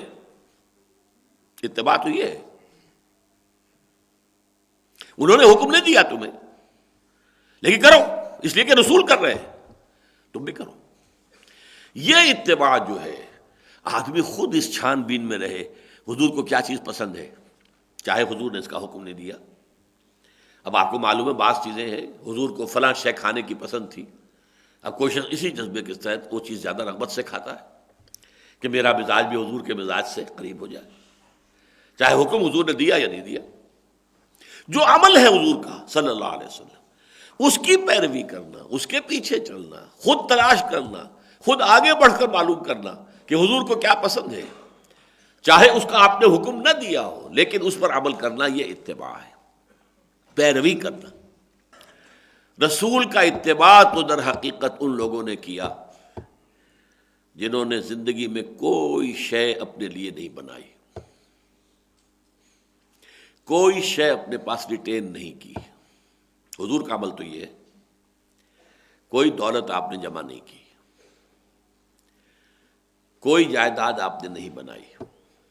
اتباع تو یہ ہوگا، حضور کا اتباع تو یہ ہوگا کہ جب سے وحی کا حکم آیا ہے یا ایھا المدثر قم فانذر وربک فکبر، پھر ان دو کاموں کے سوا آپ کی کوئی طاقت، کوئی قوت، کوئی صلاحیت، کوئی وقت صرف نہیں ہوا، دعوت دین اور اقامت دین۔ کوئی کاروبار آپ نے نہیں کیا، کوئی دنیاوی دھندا نہیں کیا۔ جسم و جان کے جو ناگزیر تقاضے ہیں، ظاہر بات ہے کچھ تھوڑی سی استراحت، تھوڑا سا سو لینا، اور جو بھی جسم کے تقاضے ہیں ان کو پورا کر لینا، باقی اس کے سوا جو وقت تھا، جو قوت تھی، جو توانائی تھی، جو صلاحیت تھی، وہ کل کی کل وقف تھی اس کام کے لیے۔ ادع الی سبیل ربک بالحکمۃ والموعظۃ الحسنۃ وجادلهم بالتی احسن، اور لِیُظْہِرَهُ عَلَى الدِّینِ کُلِّهِ۔ اب اصل میں تو اتباع ہوگا اسی رخ پر اپنی زندگی کو ڈھال لینا۔ اب اس میں بھی دو چیزیں ہوں گی، ایک کیفیت ہے، ایک کمیت ہے۔ کمیت میں وہاں تک پہنچ جانا یہ بہت مشکل ہے، بہت مشکل ہے، البتہ ناممکنات میں سے نہیں ہے۔ حضور کے ساتھ بھی ایسے صحابہ موجود تھے جنہوں نے یہی روش اختیار کی، ایک پیسہ نہ کمایا نہ رکھا، کچھ آ گیا، کچھ صدقہ خیرات کہیں سے مسجد نبوی میں تو اصحاب صفہ نے کھا لیا، نہیں آیا تو بھوکے سو رہے ہیں، کئی وقت کے فاقے آ رہے ہیں۔ وہ تو ہر وقت لگے ہوئے ہیں، حضور کے دامن سے چمٹے بیٹھے ہیں کہ ایک ایک لمحہ بھی جو حضور باہر آ کر اپنے گھر سے باہر بسر کرتے تھے، ہمیں ان آپ کی صحبت حاصل ہو، جو بھی لفظ آپ کی زبان مبارک سے نکلے اسے ہم حرز جان بنا لیں۔ یہی وجہ ہے حضرت ابو ہریرہ ہزارہ حدیثیں انہوں نے نقل کر دی، اصحاب صفہ میں سے تھے، کوئی کاروبار تو نہیں کرتے تھے۔ اس کے بعد صوفیاء کرام نے اس لحظ پر زندگی گزاری، کاروبار نہیں کیے۔ شیخ معین الدین اجمیری یہاں پر کوئی کاروبار کرنے نہیں آئے تھے، کوئی ایکسپورٹ امپورٹ کرنے نہیں آئے تھے، جو بھی اس وقت ان کا تصور تھا اللہ کے دین کی بات پہنچانا اور اللہ کی طرف لوگوں کو بلانا، اس کے لیے آئے تھے۔ اپنے اپنے زمانے کے حالات ہوتے ہیں، ان میں ظروف و احوال جو ہے ان کی مناسبت ہوتی ہے، اس کو ذہن میں رکھنا وہ بالکل دوسری بات ہے۔ لیکن یہ کہ فرق سمجھ لیجئے کہ انہوں نے، وہ تو یہ جو بابا فرید الدین گنج شکر رحمۃ اللہ علیہ، ان کے بارے میں آتا ہے کبھی صرف نمک سے روٹی کھا رہے، سوکھی روٹی نمک کے ساتھ اور کچھ بھی نہیں۔ اب ان کے اگر مزاروں کو لوگوں نے جو ہے دکان بنا لیا اور دھندا بنا لیا اور پھر عیاشیاں کی اور کتے پالے اور نہ معلوم کیا کیا کچھ کیا، ان کی جو اوقاف زمینیں تھیں ان کو منتقل کروا لیا پٹواریوں کے ذریعے سے اپنے نام پر، اپنی بڑی بڑی جاگیر، یہ ان کے کام ہے۔ اس سے بابا فرید الدین گنج شکر رحمۃ اللہ علیہ پر تو کوئی حرف نہیں آتا۔ انہوں نے جو کچھ کیا تھا وہ کچھ اور تھا، یہ کام تو نہیں تھا جو دیوان صاحب کر رہے ہوں یا کوئی اور ان کے جو بھی گدی نشین ہے جو کر رہے ہیں۔ تو یہ ناممکنات میں سے نہیں ہے مشکل، اور لیکن مشکل کے ساتھ ہی یہ ہے کہ اللہ تعالیٰ اگر کوئی شخص اس کا عزم کر لے تو اللہ اس کے لیے آسان بھی کرتا ہے. فَسَنُيَسِّرُهُ لِلْيُسْرَىٰ، اللہ اس کے لیے آسانی پیدا کرتا ہے. یہ اتباع کا جو میں تقاضا آپ کو بتاؤں، یہ اتباع کامل اگر کہا جائے سے اس پہلو سے، ویسے تو یہ کہ اتباع بہت سے اعتبارات سے تو حضور کا ناممکن ہے، اور بعض چیزوں میں حضور نے روکا ہے. آپ 100 میں وصال رکھتے تھے، یعنی آج روزہ رکھا ہے، شام کو افطار نہیں کیا، وہی روزہ رات کو بھی چل رہا ہے، اگلے دن بھی چل رہا ہے، اگلے شام کو جا کے افطار کیا تو 2 دن کا 100 میں وصال ہو گیا. یہ 2 روزے وصل ہو گئے، جمع ہو گئے، لیکن ایک ہی روزے کی شکل میں. 3 روز کا بھی 100 میں وصال حضور رکھتے تھے. لیکن صحابہ سے اس کو آپ نے روک دیا، قطعاً نہیں. بعض نے کہا بھی حضور آپ رکھتے ہیں، حضور آپ نے فرمایا ایکم مثلی، تم میں سے کون ہے مجھ جیسا؟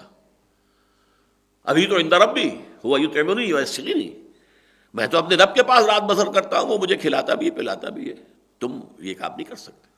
تو بعض چیزیں وہ جن پر روک دیا، آپ اتباع نہیں کر سکتے ان میں حضور کا صلی اللہ علیہ وسلم. 100 میں وصال اس کی بہت بڑی مثال ہے، لیکن یہ شے ناممکن نہیں ہے. لیکن یہ تو ممکن ہے کہ بیشتر اور بہتر وقت اس کام کے لیے صرف کر دیا جائے، یہ تو ممکن ہے. اس میں ہرگز کوئی، یعنی اس رخ پر تو زندگی ہو، دعوت دین اور اقامت دین کی جد و جہد جو ہے وہ شامل تو ہو جائے آپ کے پروگرام میں، اور اس کو پھر یہ کہ جیسے جیسے اللہ تعالیٰ توفیق دے، ہمت دے، اس کے اندر بڑھوتری ہوتی رہے.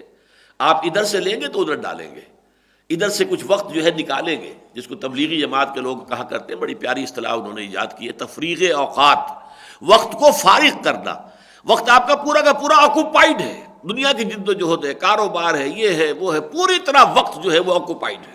اس میں سے نکالنا ہوگا وقت، تفریغ اوقات، فارغ کرنا. تب ادھر سے نکالیں گے تو ادھر ڈالیں گے، ادھر اس وقت کو صرف کریں گے. اتباع کا کوئی سوال اس کے بغیر نہیں ہے. اب یہ ہمارے دھوکے ہیں جو ہم نے اپنے آپ کو دے رکھے ہیں. کچھ لوگ سمجھتے ہیں میں جی برش نہیں کروں گا، مسواک کروں گا. اتباع کا تقاضا یہ ہے کہ مسواک کی جائے، ٹھیک ہے، یہ میں اس کا انکار نہیں کرتا. لیکن اگر آپ کا اتباع صرف یہیں تک محدود ہے اور باقی آپ کی ساری زندگی تو لگ رہی ہے دنیا کمانے کے اندر، یہ اتباع نہیں، یہ دھوکہ ہے، یہ فراڈ ہے. یخادعون اللہ والذین آمنوا وما یخدعون الا انفسهم، یہ تو پھر دھوکہ ہے جو اللہ کو اور اہل ایمان کو دینے کی کوشش کی جا رہی ہے.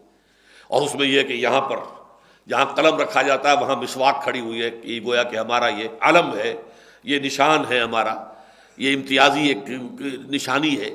یہ چیزیں نہیں ہیں. اتباع تو یہ ہے ان صلاتی و نسکی و محیای و مماتی للہ رب العالمین. اور اسے بھی دے اللہ ہمت دے، آخر انسانوں ہی میں سے صوفیاء کرام تھے، کوئی وہ جنات میں سے نہیں تھے، کوئی فرشتوں میں سے نہیں تھے، امتی تھے.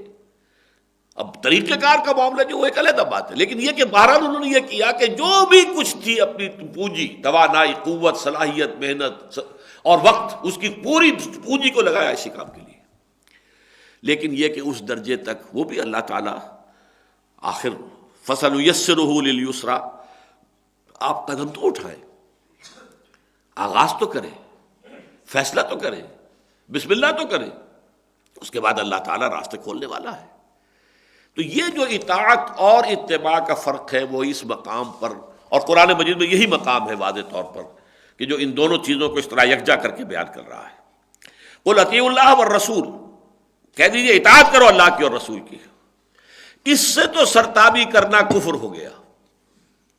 فَإِن تَوَلَّوْا فَإِنَّ اللَّهَ لَا يُحِبُّ الْكَافِرِينَ، پھر اگر وہ روگردانی کرے تو اللہ کو کافر پسند نہیں ہے بالکل.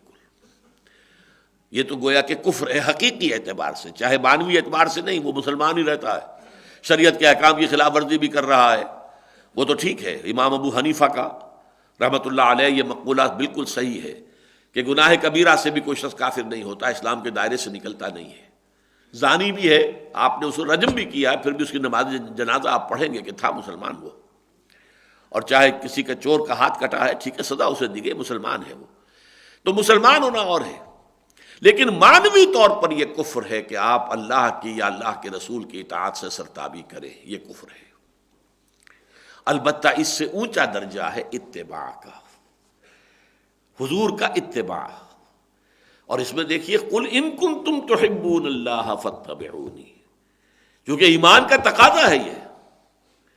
یہ ہم پڑھ چکے ہیں، سورہ بقرہ میں آ چکا ہے، والذین آمنوا اشد حبا للہ. ایمان کے لازمی تقاضوں میں سے ہے. جو لوگ حقیقت المومن ہیں ان کی شدید ترین محبت اللہ کی ذات کے ساتھ ہوتی ہے.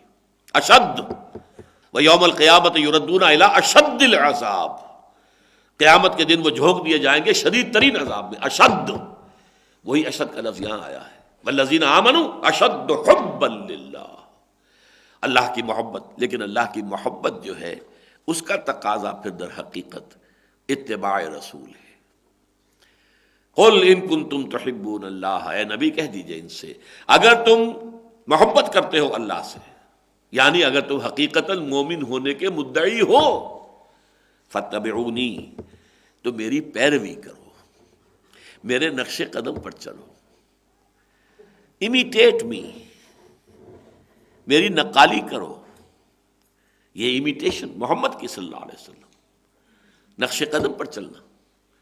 اس کی مثالیں اگرچہ وہ چیزیں جو ہے ایک اعتبار سے صرف جذباتی ان کی حیثیت ہے، لیکن مثال کے طور پر عرض کر رہا ہوں کہ ایک صحابی نے کہیں باہر سے آئے تھے، دیہاتی بدو، ایک ہی مرتبہ حضور کو دیکھا اور اس وقت حضور کے کرتے کے بٹن جو ہیں وہ کھلے ہوئے تھے. انہوں نے پھر ساری عمر اپنے کرتے کے بٹن لگائے نہیں. انہوں نے حضور کو اسی حال میں دیکھا تھا، اسی حال کو انہوں نے اپنے اوپر لازم کر لیا، کوئی حکم تو نہیں تھا اس میں. یا حضور ایک سفر کے دوران ایک خاص درخت کے نیچے سے ہو کر گزرے تھے. عبداللہ ابن عمر رضی اللہ تعالیٰ عنہ پھر اہتمام کرتے تھے جب کبھی ادھر سے گزرنا ہوتا تھا اس درخت کے نیچے سے ہو کر گزرتے تھے. حالانکہ یہ چیزیں جو ہے ان کی کوئی اہمیت نہیں دین میں، لیکن ایک نفسیاتی اور جذباتی کیفیت، ایموشنل، اور یقیناً حضور کے ساتھ ایک ایموشنل تعلق جو ہے وہ مطلوب ہے، پسندیدہ ہے، مقصود ہے. صرف ایک منطقی نہیں، صرف قانونی اور دستوری نہیں، جذباتی، قلبی ایک کیفیت نفسیاتی. یہ کیفیت جو ہے یہ ہونی لازم ہے. محمد رسول اللہ صلی اللہ علیہ وسلم، یہ ہمارے سورہ حجرات کے درس کا ایک لازمی حصہ ہے کہ ہماری اجتماعی زندگی کے دو ستون ہیں. ایک ستون ہے اللہ اور اس کے رسول کے احکام کی پابندی، لا تقدموا بین یدی اللہ ورسولہ، اور دوسرا ستون ہے اللہ کے رسول کی محبت اور احترام اور ادب اور تعظیم. لا ترفعوا اصواتکم فوق صوت النبی ولا تجهروا له بالقول كجهر بعضکم لبعض ان تحبط اعمالکم وانتم لا تشعرون. کبھی اپنی آواز کو نبی کی آواز سے بلند نہ کر بیٹھنا. کبھی جس طرح بلند آوازی سے آپس میں ایک دوسرے سے بات کرتے ہو ایسے کہیں گفتگو نہ کر بیٹھنا اللہ کے رسول کے ساتھ، مبادا تمہارے سارے اعمال حبط ہو جائیں تمہیں پتہ بھی نہ چلے. یہ اتنا بڑا جرم ہے. اس لیے کہ احترام، تعظیم اور محبت رسول یہ ہماری اجتماعی زندگی کا ستون ہے. بلکہ میں نے تو اس کے لیے جو مثال جو وضع کی ہے وہ بہترین ہے کہ دائرہ ہے، دائرے کا ایک مرکز ہے، دائرے کا ایک یہ سرکمفرنس ہے. دائرہ ہماری اجتماعی زندگی کا یہ سرکمفرنس ہے، اللہ اور اس کے رسول کے احکام. ان کے اندر اندر ہم رہیں گے. مباحات کا دائرہ، ان سے باہر حرام. لا تقدموا بین یدی اللہ ورسولہ، اللہ اور اس کے رسول کے احکام کے دائرے سے باہر نہ نکلو. لیکن اس دائرے کا مرکز ہے محمد الرسول اللہ کی شخصیت، دل نواز شخصیت، محبوب شخصیت. اور اس اعتبار سے کہ محبت خداوندی اور محبت رسول میں بڑا باریک سا فرق ہے. اس لیے کہ حضور کی جو کیفیات تھی انہیں ہم اپنے اوپر طاری کر سکتے ہیں. اللہ تعالیٰ کا معاملہ بہت وراء الورا ثم وراء الورا ثم وراء الورا. حضور کے قلب مبارک پر جو کیفیت ہوئی ہوگی جب حضرت حمزہ کی اعضا بریدہ لاش آئی ہے سامنے، کچھ نہ کچھ اندازہ ہم کر سکتے ہیں کیا قلب مبارک پر بیت رہی ہوگی جب آپ کے زبان مبارک سے یہ الفاظ نکل گئے، اما حمزہ فلا بواکی لہو، ہائے حمزہ کے لیے تو کوئی رونے والی بھی نہیں ہے. کیا کیفیت ہوگی؟ یا کیا کیفیت ہوگی جب حضرت فاطمہ رضی اللہ تعالیٰ عنہ آئی ہیں. ابا جان دیکھیے یہ میرے ہاتھوں میں گٹے پڑے ہوئے ہیں چکی چلا چلا کر، اور یہ میرے کندھے کے اوپر بدی پڑی ہوئی ہے، مشکیزہ میں لے کر آتی ہوں، پانی بھر کر لے کر آتی ہوں. اب تو عام مسلمانوں کے گھروں میں بڑی وسعت ہو گئی ہے، فراوانی ہے. مجھے بھی کوئی کنیز، کوئی غلام عطا ہو جائے تاکہ یہ میرے گھر کے کام کاج میں میرا مدد کر دے، میرا ہاتھ بٹا دے. فرمایا حضور نے، نہیں بیٹی یہ چیزیں ہمارے لیے نہیں. میں تمہیں اس سے بہتر شے دیتا ہوں. ہر نماز کے بعد 33 مرتبہ سبحان اللہ، 33 مرتبہ الحمدللہ، 33 یا 34 مرتبہ اللہ اکبر کہہ لیا کرو. لیکن کیا قلب پر گزری ہوگی. فاطمہ تو بضعۃ منی، فاطمہ میرے جگر کا ٹکڑا ہے. لیکن وہ جگر کے ٹکڑے نے دکھایا ہے کس کو دکھایا ہے؟ جو اس وقت شہنشاہ عرب ہے، وہ شہزادی کہا لیے. تو ہم کیفیات کا کچھ نہ کچھ ہم ادراک کر سکتے ہیں. اللہ کا معاملہ بالکل ہے جیسے کہ شاید حضرت مسیح کا قول یہ آیا ہے نا سورہ مائدہ میں، تعلم ما فی نفسی ولا اعلم ما فی نفسک. اے اللہ تو جانتا ہے جو کچھ میرے جی میں ہے، میں نہیں جانتا جو کچھ تیرے جی میں ہے. ہم کیسے جان سکتے ہیں؟ لہذا در حقیقت یہ محبت خداوندی اور محبت رسول، ان میں ایک بڑا باریک سا فرق ہے. لیکن ان دو آیتوں کے حوالے سے جو بات سمجھنے کی تھی، جس کو میں چاہتا تھا، جس کے لیے آج خاص طور پر میں نے اس کا اعلان بھی کیا تھا، کہ یہ جو ہے اتباع رسول جس کا درجہ یہ ہے، ان کنتم تحبون اللہ فاتبعونی یحببکم اللہ، اللہ تعالیٰ تمہیں محبوب رکھے گا. پھر دیکھیے کس قدر یہ ڈاؤن ٹو دی گراؤنڈ بات ہو رہی ہے. اس کا مطلب یہ نہیں تم معصوم ہو جاؤ گے، فرشتے ہو جاؤ گے، تم سے کوئی خطا ہوگی نہیں. You will remain humans. غلطی تم سے پھر بھی ہو سکے گی. گاہ میری نگاہ تیز چیر گئی دل وجود، گاہ الجھ کے رہ گئی میرے توہمات میں. کبھی کبھی ایسا بھی ہوتا ہے انسان کے لیے. کبھی انسان جو ہے وہ اپنے ناک تلے کے پتھر سے ٹھوکر کھا جاتا ہے، اور کبھی اسے دور تک کی منزل اپنی صاف نظر آ رہی ہوتی ہے. یہ ہوتا ہے، لغزش ہو سکتی ہے، خطا ہو سکتی ہے. الانسان مرکب من الخطاء والنسیان وَيَغْفِرْ لَكُمْ ذُنُوبَكُمْ.